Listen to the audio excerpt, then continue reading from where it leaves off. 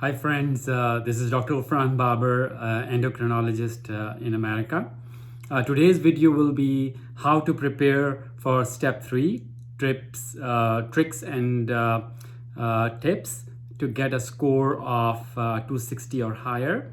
Remember, the passing score is 196 and it is advisable that if you get a score greater than 220, especially for the IMGs, if you are an IMG and you are trying to get an H1 visa, so remember, the higher the score, the better would be your chances of not only getting the residency but also getting the H1 visa. So for IMGs, the minimum target is 220 score on this exam, versus if you are an American graduate and you take this exam during residency, then a score which is passing 196 or higher should be sufficient. So for IMGs, the international medical graduates, when should they take the step 3? So the ideal time would be right after the step 2 CSS, step 2 CS, the clinical skill exam. You can give yourself a month or so because you will be visiting here for step 2 CS. And while you come to US, you can take your step 3. And in the meantime, if it is close to the time of your residency interviews, you can do your residency interview, so you don't have to come back and forth. However, the other option would be to come here for step 2 CS, and a month or two later you can take the step 3, go back, and when you submit your applications, if you have your step 3 score attached in your application, it would be prioritized. And remember, there are thousands of people who apply for the US residency. So for your application to stand out, a step 3 score of greater than 220 would be really, really nice. And the higher it is, the closer it is to 260, the greater would be your chances of getting a US residency. The sources for this exam, for preparation are USMLE, Youworld MCQs. You can also use Kaplan Master the Board book. Other than that, recently there has been a trend towards studying with USMLE, pro USMLE for the computer-based case scenarios and simulations. So you can use all these resources at the back of your knowledge from step 2 CK, step 2 CS. I think if you practice enough of these step 2 computer-based case scenarios and simulations, you will do great. In terms of the exam itself, it is a 2-day exam. Day 1, which is Foundation of Independent Services, will have 7 hours or about 233 MCQs in 6 blocks, and 1 hour would have up to 38 to 40 MCQs that you have to solve. And the knowledge that would be tested would be on biostat, medical literature, epidemiology and population health, application of social services, communication and interpersonal skills. So interpersonal skills, they are really considered very important in this exam. Ethical questions, a lot of questions would be on ethics. So make sure when you are doing the Youworld, you make sure that you highlight those points. System-based practice, because it involves other services, consults, so they'll see if you will be able to utilize a practice, a kind of a system-based practice. And the patient safety is very important. They will review that how knowledgeable you are, how cognizant you are about the patient safety. So that will be the day 1. Day 2 is based on advanced clinical medicine, your knowledge and your application, your management skills. It is 9 hours. It has got 6 blocks with up to 30 MCQs every 45 minutes, so up to 180 MCQs. and it is based on the diagnosis of any specific case, what are the prognosis, what are the screening tests you have to do, and what would be the management. So then there are 13 computer-based case simulations in which a case which can last for up to 10 to 20 minutes would be given. And like I said, the recent trend has been to use Pro USMLE to prepare for the day 2, the computerized computer-based case simulations. While for day 1, it is more of books that you can use like Youworld, Kaplan management or Kaplan course for passing step 3 would be nice, like Master the Boards. So these are the 2 days of this exam, and it is very easy. When you are in relatively easy when you are in residency, you are preparing for the exam, you are doing your residency, you are doing rotations on the floor, you're doing rotations in the PICU, or if you're pediatrics in NICU, so that will help you. You'll be using the computer-based system, so that is an additional advantage. And what you can do is stack your electives. The first half of your first year of internship, you may want to, or first 1/3, like first 2 to 3 months, you may want to focus on your residency, and subsequently you can work through doing the Youworld MCQs, and once you are done with the Youworld MCQs, you can start doing the Youworld MCQs. You can do up to 40 MCQs during those elective months, 40 MCQs per day, and that would take up to 3 months for you to finish them, and then you can revise for another couple of months before you take the test. And when you are doing the Youworld, I say that the strength of a chain is on the weakest link, and you focus on the topics that are weak for you. You can make flashcards for yourself on those topics and then review. And flashcards, you can write the case here and then the answer on the back. And when you have a free time, you can review and revise these flashcards. So Youworld is the most important and efficient way. Like I said, you can do a block of 40 questions during those electives, and which could be after first 2 to 3 months of residency. So once you have finished those blocks in up to 3 months, then you can revise them. And when you're revising, you should have scheduled the test. So this is for. And also try to do the step 3 computerized case simulations. Watch the videos which are available on the website for USMLE.org, and practice those questions. So this was for the US graduates, because they are local and they can do it. But for the IMGs, they have to really focus on this computer-based case simulations, because it is 25% of the exam. So it forms a big chunk of the exam. So you have to make sure that you, when you go in for the exam, you make sure that you have a whiteboard in there. They usually give you a whiteboard, and you try to write down things as soon as the case simulation start.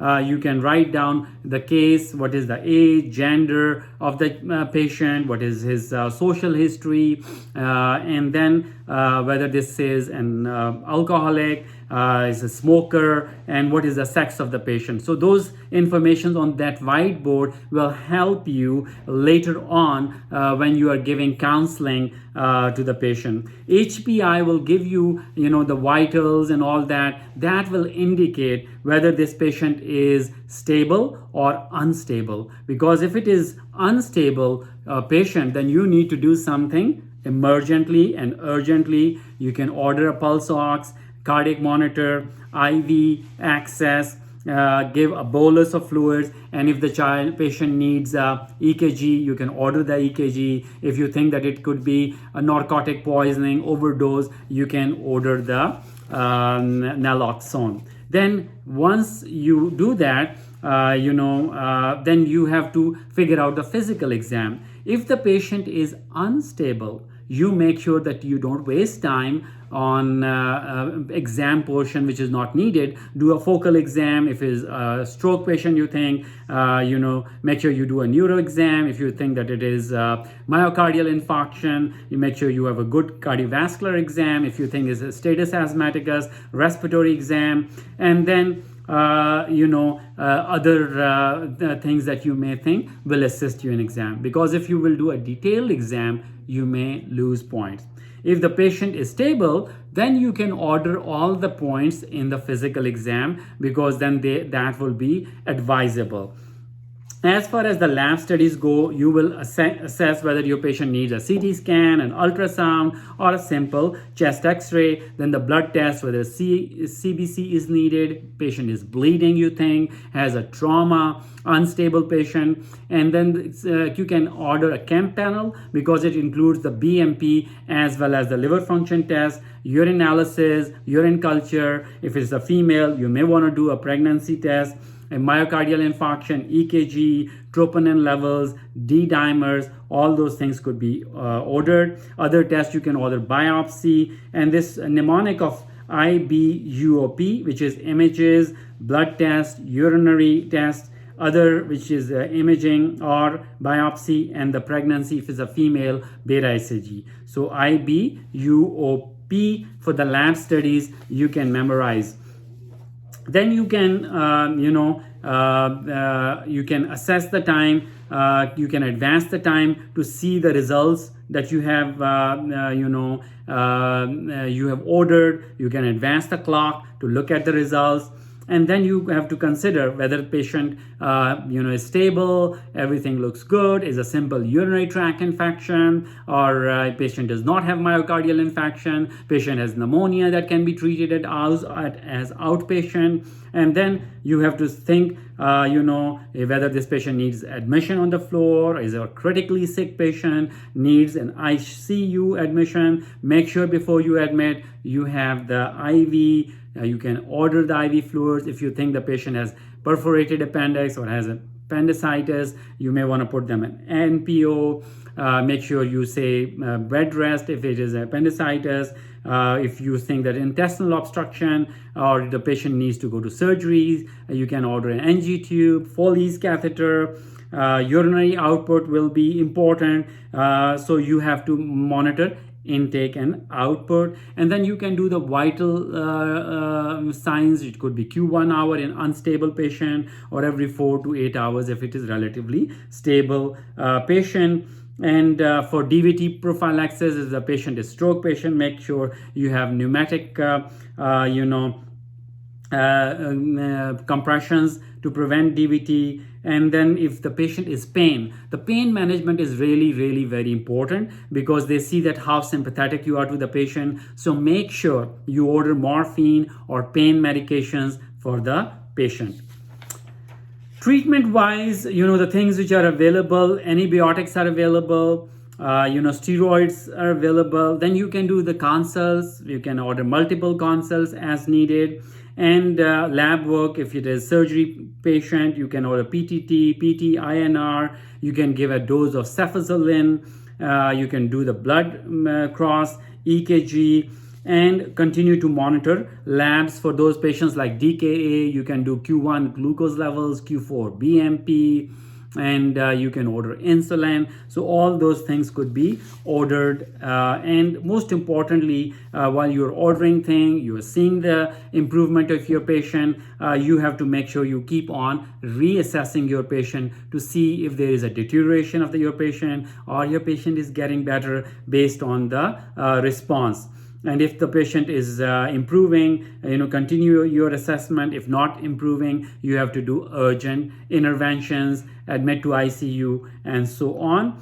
When you do discharge, patient is stable, make sure you are looking at the demographic. What are the screening things the patient may need? Colonoscopy, female mammography, pap smears in younger kids, vaccines, then follow-up. And you can counsel them on PPD, hepatitis C screening, counseling of safe sex, smoking, quitting alcohol, that would be vital. And the final wrap up, the final 2 minutes will be the shortest 2 minutes of your life. You have to make sure you do counseling, you do labs to monitor anything new that you have to order. Make sure you do in your wrap up, and you don't miss any counseling things that you have to do. So overall, like I said, the computer-based case simulations are 13 cases, and they're 25% value on the exam. Remember, 25%. So that is a make or break deal. If you do well on computer-based case simulations, you will do well. Sometimes people ignore the fact that it is such an important part of exam, and they don't prepare for it well. So keep on practicing on the Youworld computer-based case simulations on the USMLE.org website. Make sure you look for these. As far as the medications are concerned, certain medications may not be available. Infliximab or monoclonal antibody is not available. Anti-HIV, because HIV is a big topic on the exam. Zidovudine, lamivudine, tenofovir, they are available. So try to remember magic words like IV, ED, monitor. So there will be options, different things could be monitored, caution about certain things. So those headlines will give you different options. The other good tip is that you can use the brand names like Bactrim, you can use Augmentin, Lipitor, so you don't have to remember the generic names because they will be quick to order. Instead of cotrimoxazole or amoxicillin or clavulanic acid, you can just order Augmentin. And keep on advancing the clock so that you can see the results of the test that you have ordered, and you can take further steps. Remember to order the frequency of orders. If you diagnose DKA, Q1 glucose levels, Q4 BMP other than your insulin orders, if you miss a kind of myocardial infarction, troponin levels every 4 hours. So those things are very important. Consult, say if it's a case of malignancy, you are suspecting colorectal carcinoma with obstruction of the intestine, you have to consult GI, oncology, surgery. Patient who has come with a neuro status impairment like a fall, you may have to order consults for neurology, cardiology, orthopedics, neurosurgery. So all those consults have to be ordered, and when you order the consult, the reason for the consult, you can put down 1 or 2 reasons. And then you can remember that there is no OR or labor or delivery room options available. So you cannot send the patient directly to the operation or operation room. You have to admit them to ward or ICU if you're suspecting intestinal obstruction, you're suspecting subdural hematoma or epidural hematoma. Any of those things, you have to send those patients to the ICU or ward because you don't have the option. And similarly, if the woman needs to deliver the baby, you don't have the option of delivery room. You may have to still admit those patients. And now computer-based case simulations don't need a final diagnosis. They want to just see your management skills. So this is a good tip that you don't have to set on the final diagnosis. They will see what you are doing. Baby comes with intestinal obstruction, you order x-ray, double bubble sign, you think of could be duodenal atresia, then you think about Down syndrome. So those are the things that you don't have to specifically know, but you have to order the right test. And you don't have to order exact, but you have to don't have to order the PRN, tapering. You don't have to order sliding scales anymore on the computer-based case simulations. Make sure you order when they're 2-minute end screen, you order that they should wear the seat belt. Smoking, you have to counsel on drinking. If they need pap smear, mammography. You mentioned the drug side effects if you've prescribed. you have make sure that they have good compliance to the medicine. So you can counsel on compliance to medications. If you think the patient needs advanced directives, you can order that. And if the case ends, then you have done two things. Either you have really done well and you have diagnosed myocardial infarction, ordered the labs, ordered the management, ordered the pain medicine, and it ends. Or if you have made a horrible mistake, it may end sooner. Learn orders in packages, like someone needs to go to OR for intestinal obstruction or appendicitis, NPO, lab orders like CPC, PT, PTT, INR, BMP, UA, monitoring of blood pressure. So you should remember those order sets so that you don't have to think and you can save time. And remember, time is money. Time flies away, but you are the pilot of this time. So you have to really manage your time well. Same is with order sets during the last 2 minutes. You have to wrap up the case. Make sure you wrap up the case well. And if you follow these directions, you remember the order sets, and you practice these computer-based case simulations, you are really going to do well. So other than the 75% of exams that I mentioned that you have to use, the Youworld MCQs, you can use Kaplan, master the boards for step 3, and then for the computer-based case simulations other than Youworld, you can do the Pro USMLE, which is becoming very famous to prepare for the exam. So use all these resources, practice, and for IMGs it's very critical that they really get a good score, more than 220, ideally close to 260. So hopefully all these instructions, tips and tricks would be useful for you guys. I wish you best of luck in your exam, and we'll see you with the next video. Thank you. Again, this is Dr. Babar. If you have learned something, please like this video and subscribe to my channel. Thank you. Have a good day. Sallallahu alaihi wa alihi wa sahbihi wa sallam. Thank you.